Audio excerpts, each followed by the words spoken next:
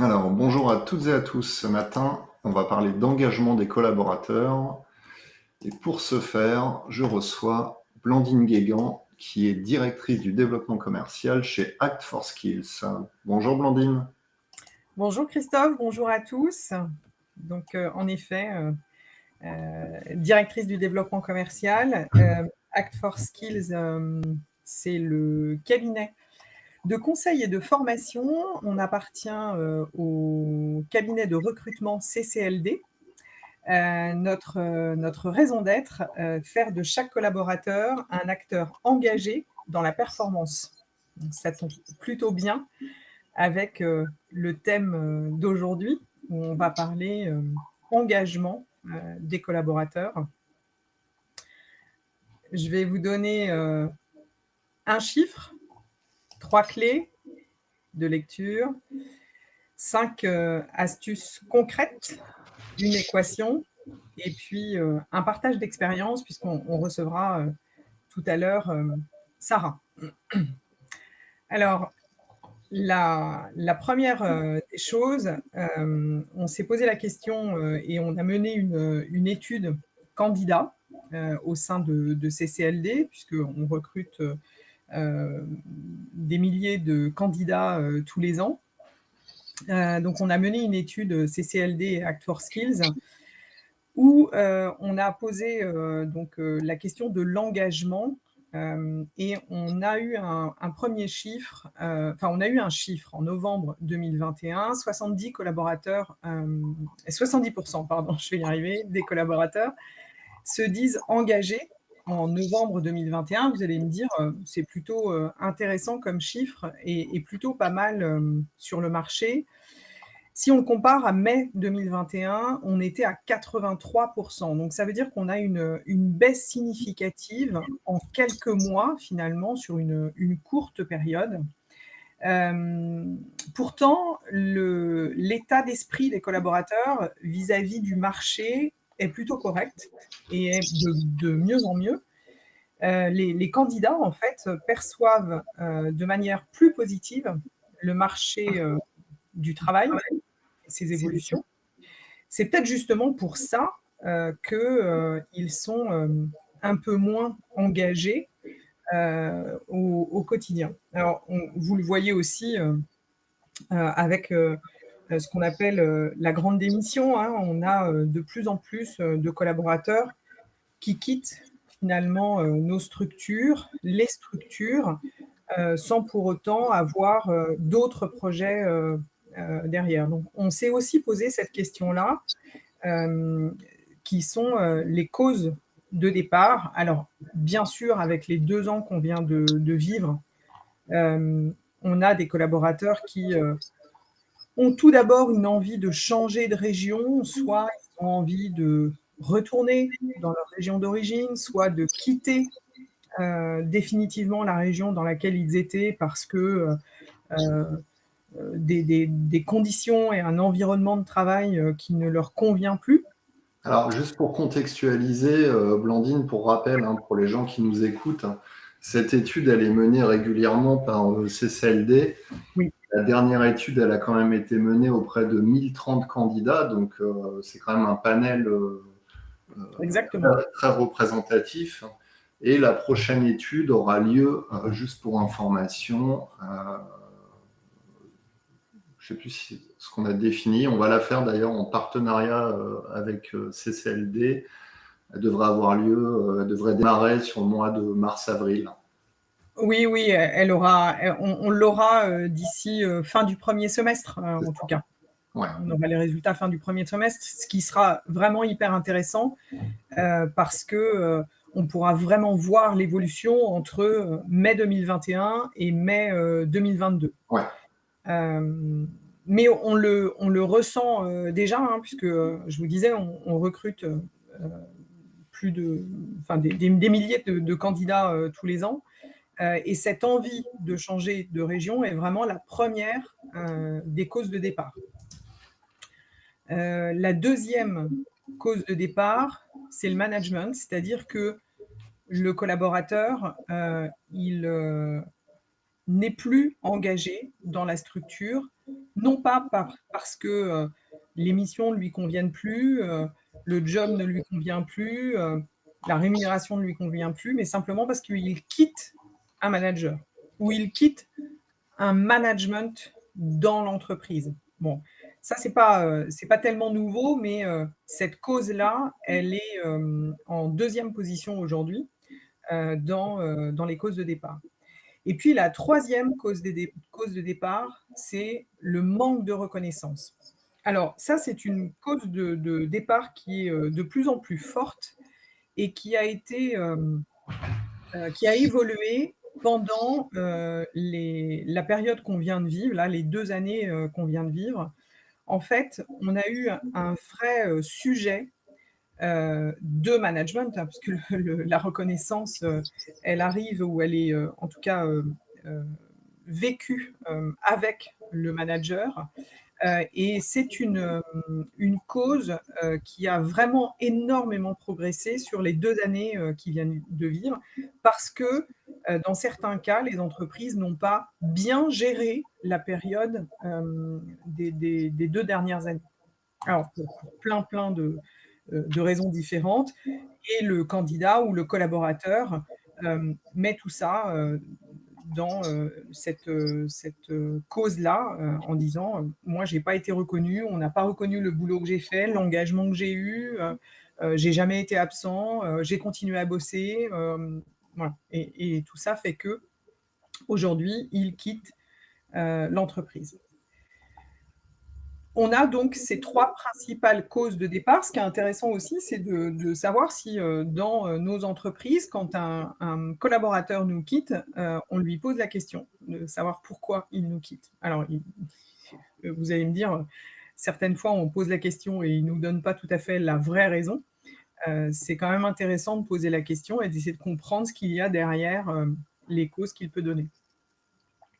Qu'est-ce qui les motive finalement, au quotidien? Comment on peut faire, que, nos collaborateurs, soient motivés, au quotidien?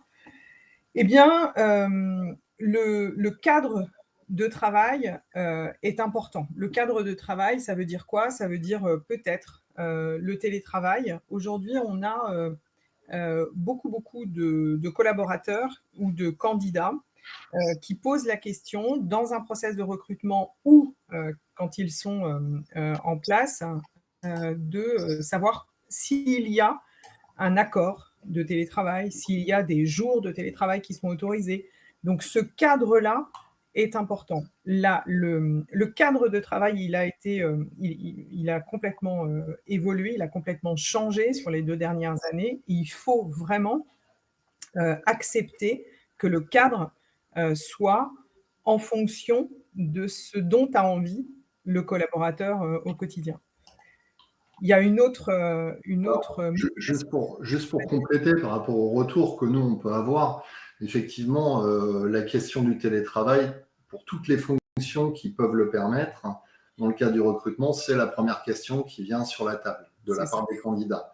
Par contre, pour les métiers autres, je pense notamment à l'hôtellerie, la restauration, le tourisme, la première question qui vient aujourd'hui, c'est à combien de week-ends j'aurai le droit par mois? Ouais, bien sûr, bien sûr. Donc on a aussi cependant sur les autres fonctions qui étaient habituées à bosser les week-ends, à avoir des jours de repos décalés. Et aujourd'hui, les candidats n'ont plus envie de ça et demandent un minimum de week-ends par mois. Mmh. Oui, oui, tout à fait. Si on prend les métiers du CHR, il y a eu une révolution dans ces métiers-là. Aujourd'hui, ils peinent à recruter ou à garder, leurs collaborateurs. Ils s'adaptent vraiment. Vous avez aujourd'hui des entreprises dans lesquelles, plutôt que d'avoir, 3 collaborateurs, bah, on en a 6 ou 7, parce que, on va, pour certains, les faire travailler, sur, le temps du midi, pour certains sur le temps du soir, et puis on va, faire évoluer, ces temps-là, leur donner beaucoup plus de week-ends, beaucoup plus de moments, qui leur permettent d'avoir, une vie, une adéquation vie pro, vie perso, qui, n'a rien à voir avec ce qu'on pouvait vivre, il y a 3 ans, hein. Dans ces métiers-là, il y a eu une vraie révolution, ça c'est clair. La deuxième des motivations, c'est l'adéquation à mes valeurs. J'ai vraiment besoin aujourd'hui que mon métier fasse sens. Je veux savoir pourquoi je me lève le matin, pourquoi j'y vais, le matin, et je veux que, les valeurs qui soient affichées par l'entreprise soient proches de mes valeurs et inversement, et je veux vraiment les vivre au quotidien, hein, bien évidemment. La rémunération, bien sûr, c'est pas la première des motivations, mais c'en est une. Le fait de proposer des solutions et qu'on m'écoute, quand je propose des solutions, avoir des responsabilités à la hauteur de ma mission, bien évidemment. Mes missions, le management, la reconnaissance et puis les perspectives de carrière. C'est-à-dire souvent on nous pose la question dès le process de recrutement, mais finalement, qu'est-ce que je vais pouvoir faire au sein de l'entreprise? Comment je me vois à 3 ans, à 5 ans, dans l'entreprise? Même si à 5 ans, ils ne seront plus là. Mais il n'empêche que leur donner des perspectives de carrière, c'est peut-être aussi, pouvoir les engager, un peu plus. Donc ça, c'est vraiment ce qui motive, au quotidien.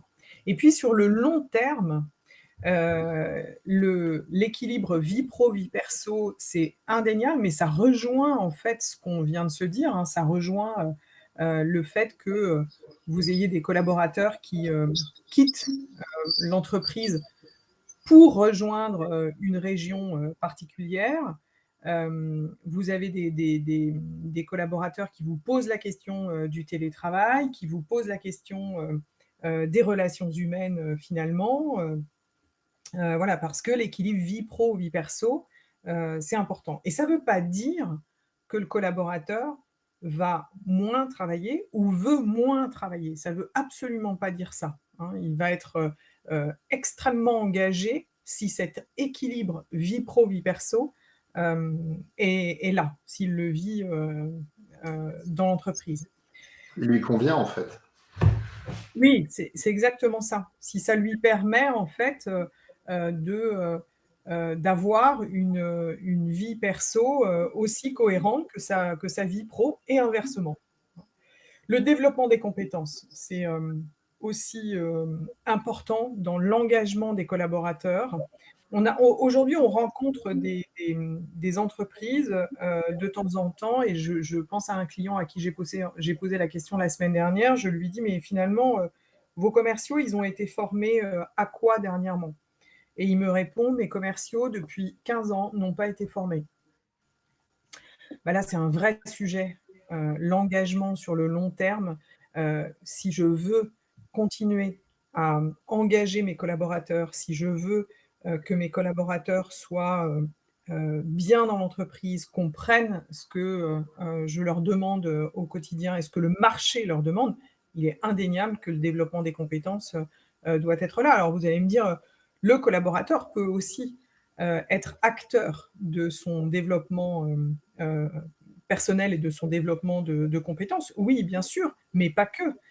L'entreprise se doit, d'être présente, pour développer les compétences de ses collaborateurs. Oui, c'est marrant parce que ça, c'est une modification importante liée à la crise Covid. C'est-à-dire qu'avant le Covid, on avait tendance à dire, avec les histoires de CPF, etc., le Mmh, salarié doit être acteur de son propre développement.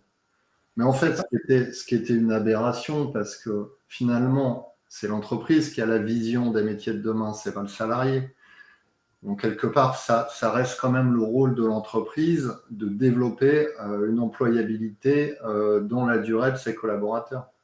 c'est clair et puis, en effet, l'entreprise a une vision, de là où elle veut emmener sa structure, mais aussi ses collaborateurs, d'où, le développement, de leurs compétences. Hem, le sens, la communication, l'utilité, hein, je vous disais tout à l'heure, moi j'ai besoin de savoir, pourquoi je me lève, tous les matins, ce qui fait sens, pour moi et on a aujourd'hui des candidats ou des collaborateurs de temps en temps que l'on retrouve en formation qui nous disent: «Moi finalement, je pense que je vais quitter la structure parce que ça ne fait plus sens pour moi». Vous vous rendez compte, vendre, tel produit, qu'on achète sur tel marché, à des gens qui en ont pas forcément besoin, ça fait pas sens. C'est sans doute, là aussi, ce qui permet l'engagement, sur le long terme. La communication, le manager aujourd'hui, on l'accompagne très, très souvent pour mieux communiquer. Mieux communiquer dans la communauté managériale, mais aussi mieux communiquer avec, les collaborateurs. Et puis on engage aussi les collaborateurs à mieux communiquer, hein. La communication, c'est dans les 2 sens, hein. Il faut qu'on soit 2 pour communiquer, sinon c'est compliqué. L'utilité, qu'est-ce que je viens faire dans cet écosystème-là finalement, hein? En quoi moi je suis utile, dans la structure?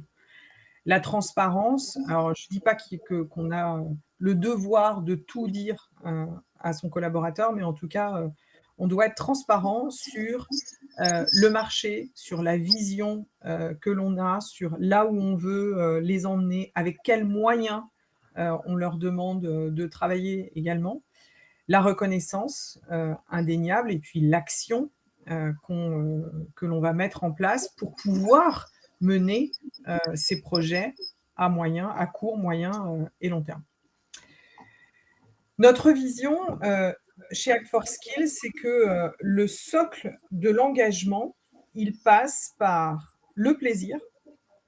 Si j'ai pas de plaisir au quotidien, si je vais à reculons, ça va quand même être compliqué d'être engagé. Le sens, que j'ai, au quotidien, sur, ma mission, ma fonction, mon rôle dans l'entreprise et le développement des compétences. En fait, pour nous, le socle de l'engagement, il passe par là. Donc comment je fais, moi, entreprise, moi, manager, pour être sûr qu'au quotidien, il y ait du plaisir, du sens et que je développe les compétences, de, l'ensemble de mes collaborateurs. Si j'ai cette équation-là, finalement, eh bien, je retrouve, l'engagement, au quotidien. Alors ça passe par, quelques astuces ou quelques, outils, peut-être. La première des choses, c'est le onboarding. On a aujourd'hui, des entreprises, dans lesquelles, le onboarding est inexistant. C'est-à-dire que enfin, c'est des choses toutes bêtes, hein, est-ce que, j'accueille, le collaborateur, qui rentre dans l'entreprise, ne serait-ce que, en prenant un café avec lui, ne serait-ce que, en lui, disant où est, son bureau, qui sont ses collègues, comment il va, travailler sur la première semaine. Est-ce que dans votre entreprise, la première semaine, elle est écrite heure par heure? Le collaborateur va véritablement savoir ce qu'il va faire, comment il va être intégré dans la structure, qui il va découvrir, ce qu'il va découvrir. Et puis évidemment, c'est la première semaine, c'est le premier mois, c'est peut-être les 6 premiers mois, c'est peut-être la première année. Ça, ce onboarding-là, il est essentiel puisqu'il a vécu un, un, un process de recrutement dans lequel, évidemment, on lui a dépeint le poste de façon extrêmement positive. Et puis, il arrive dans l'entreprise. Si le onboarding n'est pas prévu, il y a un choc des cultures qui est juste énorme. Donc, ça, c'est une étape déjà pour favoriser l'engagement. Une deuxième étape, ça peut être, enfin, qui est concomitante d'ailleurs, ça peut être d'utiliser l'outil DISC et les forces motrices. Alors l'outil DISC, en fait, c'est un outil qui nous permet enfin, l'outil DISC et les forces motrices, c'est un outil qui nous permet de savoir comment on fait les choses et pourquoi on fait les choses. C'est intéressant de savoir que mon collaborateur, le collaborateur que je viens d'intégrer, il a besoin de résultats rapides, alors que moi, je sais qu'il va devoir prendre le temps de découvrir le poste, une gamme immense de produits, qu'il va monter pas à pas en compétences. C'est aussi intéressant de savoir que mon collaborateur, il a besoin peut-être de suivre des règles, qu'il a besoin de structuration et que dans l'entreprise, pour l'instant, j'en ai pas énormément. L'intégration ne sera absolument pas la même si je sais comment il fait les choses et pourquoi il fait les choses et que je compare avec ce que moi, je suis en capacité de lui apporter. Ce sont des outils qui sont assez simples, finalement. Nous, on les utilise, à la fois, dans les process de recrutement, mais on les utilise aussi, au quotidien, dans la relation client, dans le management, pour pouvoir, avoir un outil commun de compréhension, du collaborateur et du manager. Ça, c'est vraiment un outil, intéressant. Le projet, bien sûr, le projet d'entreprise, on a aujourd'hui des clients qui nous disent: «Le projet, il est top, il est regardez, il est écrit, il est sur la plaquette». Ouais, mais la plaquette, elle prend la poussière, en fait, dans le placard et le projet, ben, le codir, le maîtrise à peu près et puis quand on arrive au bout de la chaîne, quand on pose la question du projet d'entreprise au collaborateur, il en sait absolument rien. Donc comment on peut l'emmener quelque part, si, il ne sait pas, là où on veut l'emmener? C'est, pas très compliqué finalement à mettre en place dans l'entreprise, qu'on soit, TPE, PME, grand groupe, ETI, peu importe. Hem, Ce qui est important, c'est, de le faire, vivre ce projet, d'entreprise et vraiment, ça engage le collaborateur, dans ce qu'on a envie de faire, de l'entreprise. Bien sûr, le management, l'équipe a un rôle à jouer, dans l'engagement et ça va avec, heu, la dernière, des astuces qui est la symétrie des attentions. C'est-à-dire que, si, les valeurs, heu, écrites, communiquées ne sont pas, celles qu'a au quotidien le manager, ne sont pas celles, que l'équipe vit au quotidien, c'est-à-dire que si la symétrie des attentions n'est pas là, ça va être, compliqué. Comment voulez-vous que, le collaborateur, soit, engagé finalement, sur ce qu'on lui, propose et ce qu'on lui demande de vivre dans l'entreprise. Donc le manager, c'est vraiment la pierre angulaire en fait, dans l'entreprise. Il y a évidemment beaucoup de choses qui passent, par lui, par elle.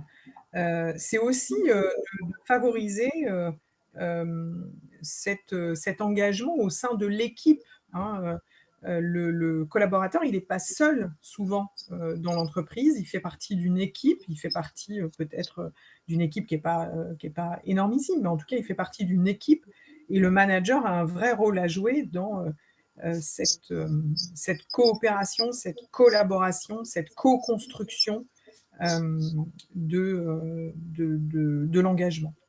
Et puis je vous disais donc la symétrie des attentions, c'est que, je ne peux pas vivre un truc qui est complètement, à l'opposé, du projet, à l'opposé, de ce qu'on m'a vendu, comme poste ou, à l'opposé, de ce que, mon manager dit, mais, ne fait pas.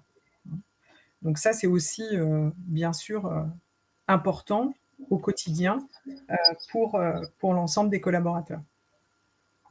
Je vois pas beaucoup de questions, Christophe, mais peut-être qu'on Non, est on est lundi matin, mais moi j'avais une question à poser par rapport aux causes de départ qu'on a citées tout à l'heure. ouais. Parmi les participants qui nous écoutent, c'est quoi les motifs qu'on vous invoque quand un salarié quitte l'entreprise actuellement? C'est quoi ses principales motivations? Est-ce que vous êtes aligné avec ça? Est-ce que, bon, là, on a envie de changer de région, management, manque de reconnaissance? C'est la question que tu poses au ouais, Ouais, c'est ça, changement de vie, de métier, ça va avec? Ouais, ça va avec. qu'est-ce qu'on nous dit? Rémunération, On nous dit management. management, rémunération, déménagement, peu de Oui, départ dans complètement aligné. Ouais. manque de Peu de départs dans reconnaissance, l'entreprise, bravo. pas d'inquiétude, Ah oui, ça c'est vrai, c'est intéressant. Les raisons sont différentes en fonction de la personne qui pose, la question, c'est pas faux. Il faut qu'il y en ait plusieurs. Les conflits, bah, ça va avec, le management, souvent plus en phase avec les décisions managériales, donner du sens, ouais. Manque de sens, manque de reconnaissance, c'est clair. Alors, il y a eu une vraie prise de conscience, hein, oui, c'est vrai, aux collègues, on parle des problèmes de management ou de rémunération et pas forcément, aux managers. Je vous disais, il y a eu une vraie prise de conscience avec ce qu'on vient de vivre. Bien sûr, les relations humaines ont été, enfin, sont beaucoup plus au cœur des préoccupations aujourd'hui, ce qui va avec le manque de reconnaissance, avec le management, et puis cette notion de télétravail ou de travail différent, hein, dans un environnement différent, parce que télétravail, ça ne veut pas dire travailler chez soi. Télétravail, ça veut dire travailler en dehors de l'entreprise, dans des structures, des endroits qui sont un peu différents. Ouais. Oui, c'est vrai, ça dépend des postes. Je suis d'accord avec vous. Beaucoup de réorientation et de projets professionnels différents. Oui, ça va avec, en fait, l'envie de changer de région. On a beaucoup de Parisiens ou de gens de la région parisienne qui nous ont dit: «Moi, c'est fini 2 heures d'embouteillage le matin, 2 heures d'embouteillage le soir, j'ai plus envie de ça». Donc la raison invoquée, c'est changer de région. Certains réussissent à rester dans leurs entreprises, d'autres pas, et du coup, changent de structure, plus de temps en famille. Oui, bien sûr, ce qu'on disait sur les métiers du CHR, tout à l'heure, hein, équilibre, pro, perso, c'est ça, exactement. On a répondu, à la question, Christophe? Bah écoute, ouais, tu vois, comme quoi ça répond, hein. Suffit de poser les questions, en fait, c'est ça. On évoque l'équation, du coup, Ouais, avant d'accueillir Sarah, peut-être? ouais. Il y a une équation qu'on aime bien, qui est pas de nous, hein, qui est de 2 études menées. Deloitte donc a mené une étude, plus 15% d'engagement, c'est équivalent à 2% de marge, clairement. Et l'étude Gallup dit: «Un bon management peut faire la différence et améliorer la productivité jusqu'à 70%». Clairement, ce que je vous disais tout à l'heure, hein, le manager, c'est la pierre angulaire de l'entreprise. Bien sûr que beaucoup de notions, de sens, de vision, heu, de parti pris, vont passer par le manager, et si la communication du manager est décalée, n'est pas la bonne, n'est pas en adéquation aussi avec ce que le collaborateur attend, bah, ça va être compliqué. Oui, j'ai vu la réponse, en effet, CHR, café, hôtel, restaurant. C'est dans ces métiers-là qu'il est un peu compliqué aujourd'hui d'avoir autant d'engagement qu'auparavant. En fait, on se dit aussi,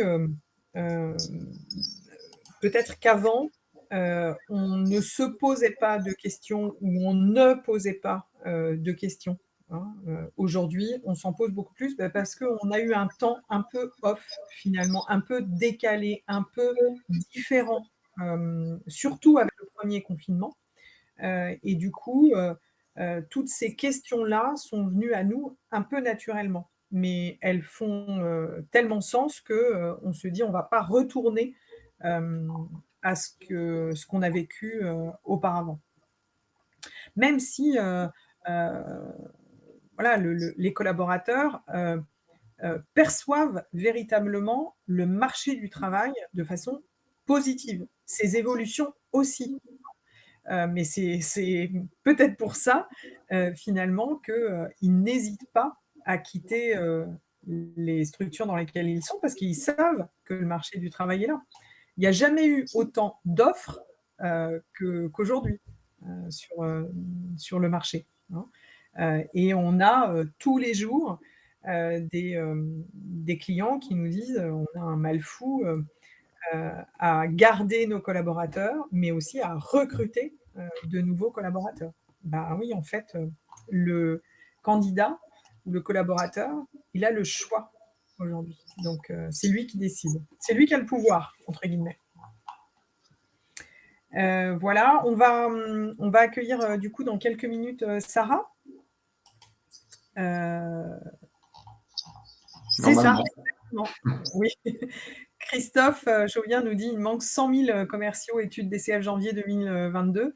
Ouais, ouais, Christophe, peut-être vous étiez à la même soirée que nous, mercredi soir pour les DCF Awards et en effet, Jean Muller, le président des DCF, l'a redit.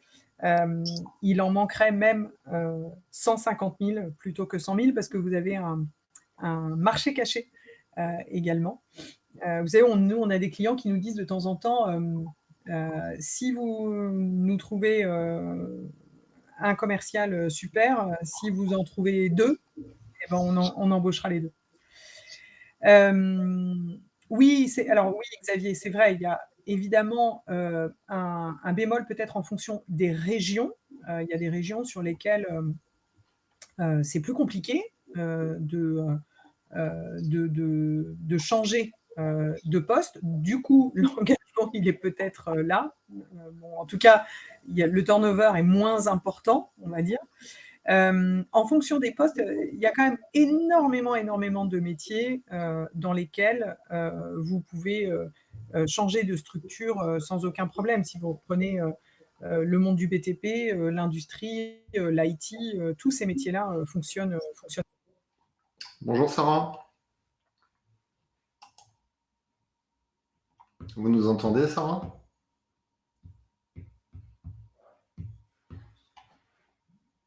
Non.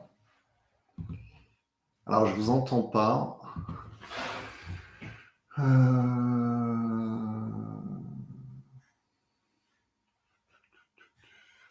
Petit souci technique de connexion. Blandine, tu m'entends toujours? Ah, t'as coupé ton micro. Oui, je t'entends toujours, Christophe. Sarah, est-ce que vous nous entendez?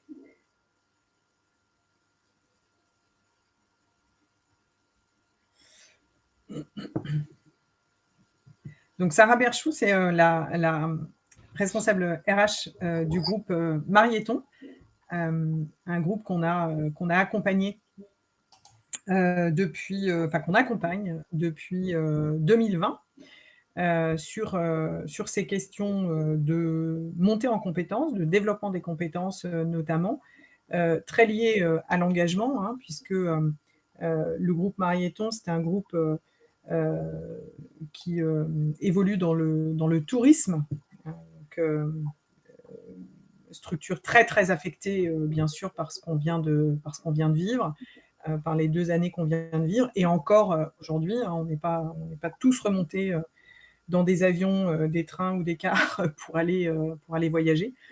Donc du coup, un vrai sujet auprès de l'ensemble de leurs collaborateurs. Cette notion d'engagement, elle était vraiment au cœur de leurs préoccupations dès mars 2020. Sarah, est-ce que vous nous entendez? Ça n'a pas l'air. Non, ça n'a pas l'air. Zut. Non, elle est repartie. En fait, pour le groupe Marieton, l'important, c'était de garder engagés leurs collaborateurs, même si la période était extrêmement compliquée. Ils ne savaient pas où ils allaient. Ils ne savaient pas si leur métier allait continuer de la même façon. Ils étaient, pour certains, quasiment sûrs que finalement, leur métier était quasi mort. Donc c'était compliqué, et puis avec des collaborateurs qui sont là depuis 5 ans, 10 ans, 15 ans, 20 ans pour certains. Donc une vraie pression, un vrai questionnement finalement de est-ce que l'entreprise va accompagner ce changement d'environnement ou pas. Voilà. Sarah, non, mais définitivement, elle n'arrive pas à se connecter. On l'a et on la perd. Ouais. Et du coup, c'est ce qu'elle voulait vous dire ce matin, on a mis en place une structure d'accompagnement pour quasiment les plus de 900 collaborateurs qui sont dans les différentes agences. On les a accompagnés, bien évidemment en distanciel, puisque, ils étaient, chez eux, ils étaient pour certains dans les agences, mais les agences, étaient fermées. Donc, voilà, on a mis en place des parcours, d'accompagnement et de formation, qui leur ont permis de se préparer à la période qu'ils étaient en train de vivre, mais aussi à se préparer, à l'après finalement, hein. Quand, tout ça, va passer, comment on va pouvoir revenir, sur notre métier qui aura évolué, bien sûr, avec, une concurrence qui sera aussi extrêmement, présente. Voilà, comment on a pu préparer, les collaborateurs à, tout ce qui allait, arriver et en même temps, on ne savait pas forcément naviguer à vue, hein. On ne savait pas forcément, enfin le groupe Marieton ne savait pas forcément, quand est-ce que ça allait, évoluer, comment ça allait, évoluer. Il fallait quelque part rassurer, l'ensemble des collaborateurs. Alors Sarah nous faisait un retour, la semaine dernière. Elle a eu des remontées de certains des collaborateurs qui lui ont dit, «Finalement, vous nous avez accompagnés dans une période, très compliquée.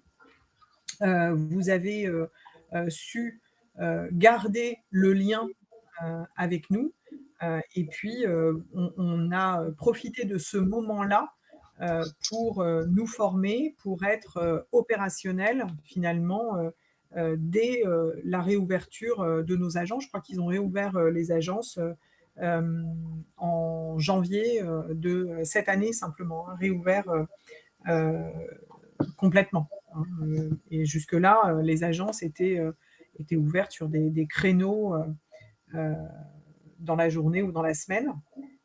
Voilà, donc le Alors, fait attends, je vas-y. crois que Sarah a réussi à se brancher. C'est bon, Sarah? Ouais, mais on vous entend pas, Sarah. On n'entend pas. Mais sinon, ce qu'on fait, on vous pose des questions et vous répondez par un pouce ou comme ça. C'est ça. Est-ce que vous êtes contente de votre accompagnement par Hack4Skills?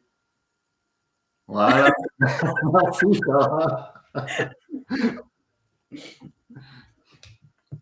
Bon, Bon. je crois que je suis pas certain qu'on y arrive là ce matin. Ben non, c'est dommage, c'est dommage. En fait, pour info, on a accompagné, quasiment, 900, collaborateurs, sur, 2020 et 2021 et on continue, sur 2022. Ce que disait, Sarah, c'est qu'on a, réussi à leur apporter, en fait, un plan d'accompagnement, sur mesure. C'était important de comprendre dans quel environnement, ils étaient, ce qu'attendaient les collaborateurs ou ce qu'ils n'attendaient pas du tout d'ailleurs. Voilà, donc c'était vraiment, important de travailler en sur mesure, avec eux. Nancy, elle dit: «Soyons agiles». Exactement, Ouais, parce qu'elle se moquait de moi avec mes pouces levés. voilà, c'est ça. Et du coup, on continue, bien évidemment à les accompagner. On va les accompagner sur du long terme, puisqu'ils ont une académie en interne, une académie de formation et donc on va faire partie, de l'académie de formation, pour leur apporter des modules, sur du long terme. Ça marche. Est-ce que, du coup, bon, comme on a un petit souci technique, est-ce que tu peux rappeler tout le panel d'Hack4Skills en termes Ouais. d'accompagnement des clients? En fait, on accompagne nos clients. Nous, on est vraiment engagés, auprès de nos clients, pour, développer et engager les talents, dans la durée. Donc, on va, être en capacité de mettre en place, des parcours de formation, des modules de formation, dans le domaine de la relation client, du management, évidemment du recrutement, un vrai savoir-faire, du développement, personnel, de la communication. On va être en capacité de faire de la formation inter, de la formation intra. Hein, on a aussi des modules en inter que l'on lance là cette année. Voilà, et on va être aussi en capacité d'accompagner nos clients dans tout l'écosystème du conseil RH. On fait beaucoup d'audits, de process RH, dans lesquels on va apporter une préconisation de transformation, soit du process de recrutement, soit de l'organisation du service RH. Voilà. Donc, on a ces deux casquettes-là, conseil et formation. Et sur la formation, on va être en capacité soit d'écrire les parcours de formation en sur-mesure, soit d'apporter des modules de formation en inter que l'on maîtrise depuis des années.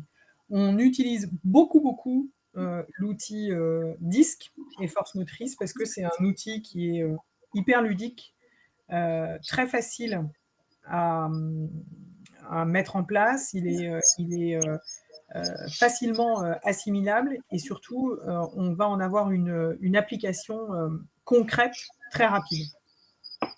Ça marche.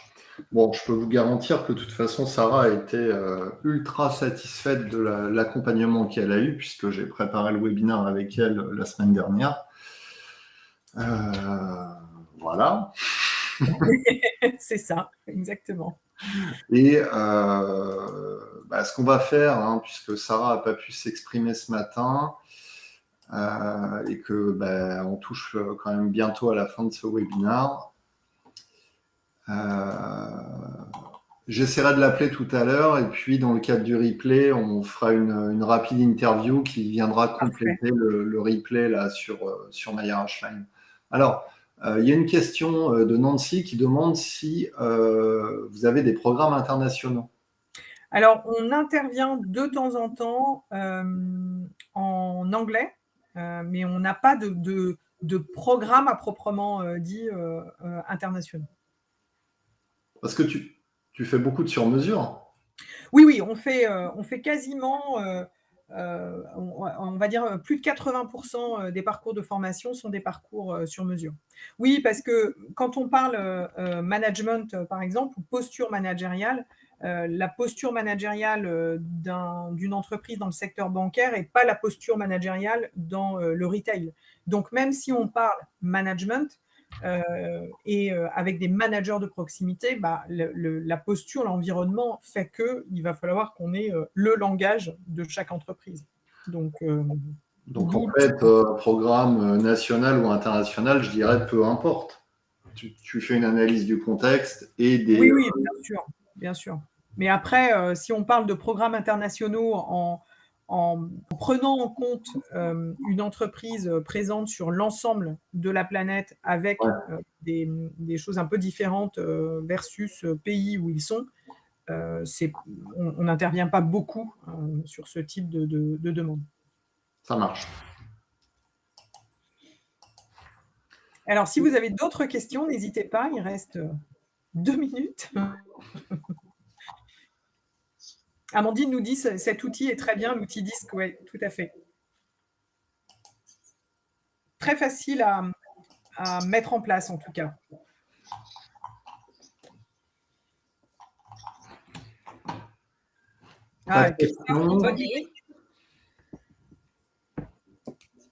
Vous m'entendez?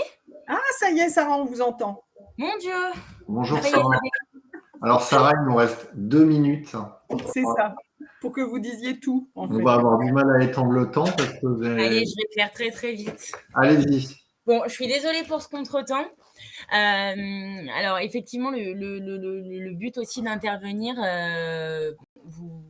a dit à tout le monde effectivement quel secteur d'activité nous étions. On a rencontré des grandes difficultés en termes d'engagement de nos collaborateurs. Alors, on a eu tout type de difficultés, hein, les difficultés des personnes, qui y croyaient plus du tout, les personnes qui voulaient pas spécialement revenir au travail après une période Covid-19, et puis, les personnes tout simplement qui ont quitté le métier du tourisme, donc ça a été très compliqué. Donc ces personnes-là, malheureusement, la plupart, on n'a pas pu les retenir puisque la décision a été déjà prise. En revanche, là où Act for Skills nous a énormément aidés, c'est pour toutes les personnes effectivement qui se posaient des questions, qui avaient besoin de réponses, mais où le bout de chemin n'était pas totalement fait. Et là, effectivement, là, on a eu une grande chance d'être accompagnés, notamment par Blandine et par ses équipes. Comme elle vous l'a dit, on a réitéré l'opération avec eux pour la 2e, voire 3e année consécutive. Et on a eu des super retours de collaborateurs qui, après une période comme celle-ci, pour laquelle ils étaient dans un brouillard le plus total, sont revenus vers nous pour nous dire notamment, écoutez, on se posait des questions, on a des personnes qui ont su nous rassurer, et outre le fait que ces personnes-là aient pu nous rassurer, ça fait du bien effectivement de pouvoir parler de certaines problématiques à des personnes d'extérieur qui sont pas forcément dans notre domaine d'activité, mais qui ont su effectivement nous remotiver. Et on avait effectivement un très très très gros problème de motivation pour lequel on était un peu démunis, et nos formations, en tout cas avec notre partenaire, ont permis effectivement de sauver plusieurs de nos collaborateurs qui finalement nous ont dit que finalement ils savaient qu'il fallait pas qu'ils lâchent, et qu'il y avait quand même des solutions, notamment en termes de motivation. Donc effectivement, nous on remercie grandement Blandine. Je vois qu'on demande quels sont les résultats en termes de turnover. Alors je vous avoue que nos résultats en termes de turnover, là aujourd'hui, c'est pas une donnée qu'on veut spécialement exploiter tellement elle nous fait mal aux yeux. Donc les résultats en termes de turnover, là, à proprement parler, j'en aurais pas. En termes de retour de nos collaborateurs, on va dire, Blandine, qu'on a à peu près une population de 550 personnes loisirs qui sont formées avec vous depuis 2 ans. Loisirs, oui. Ouais. Voilà. C'est ça. Donc 550 personnes loisirs qui sont formées en 2 ans. Nous, comme vous le disait Blandine, on a une académie en interne, donc on a un partenariat avec Blandine en fait, et les formations sont dispensées via notre académie. Tout ce qu'on sait, c'est que le taux de réussite sur cette formation et le taux de retour positif quand on sonde nos collaborateurs effectivement sur leur satisfaction personnelle à la formation, il est quasi de 98%. Donc, c'est dire quand même. Et à côté de ça, j'ai des mails en direct de collaborateurs et je crois aussi que vous en avez en direct à vos formateurs, Blandine, Oui, collaborateurs qui viennent nous dire merci de nous avoir redonné cette motivation pour un métier qu'on exerce avec passion, mais pour lequel on était complètement déroutés et on ne savait pas du tout si effectivement on aurait pu continuer dans le domaine. Donc, en tout cas, en termes de satisfaction à la formation, moi, sur les chiffres que j'ai sur notre académie, on a 98% de satisfaction. Donc, il y a un vrai retour sur investissement. Pardon ? Il y a un réel retour sur pour le coup, on a un réel retour sur investissement et c'est notamment la raison pour laquelle on va continuer nos formations en allant plus loin sur les formations qui sont déjà proposées à nos collaborateurs depuis 2 ans et en mettant en place d'autres formations, notamment pour d'autres populations de notre groupe, et ne plus viser seulement que les populations loisirs. Puisqu'effectivement, on voit qu'en termes d'investissement et de motivation, on a des formateurs en face qui savent faire largement le job. Super. Merci, Sarah. Je vous en prie, désolée pour le contretemps. Bon, c'est pas grave, le tout c'est qu'on ait pu vous entendre. Mais écoutez, on va conclure ce webinaire. Merci à toutes les deux. Ce webinaire, vous allez le retrouver sur MyRHline cet après-midi ou au plus tard demain matin. Merci Blandine, merci Sarah. Merci beaucoup. Merci à vous deux. Merci, au revoir. Bonne journée. Bonne journée à toutes et à tous.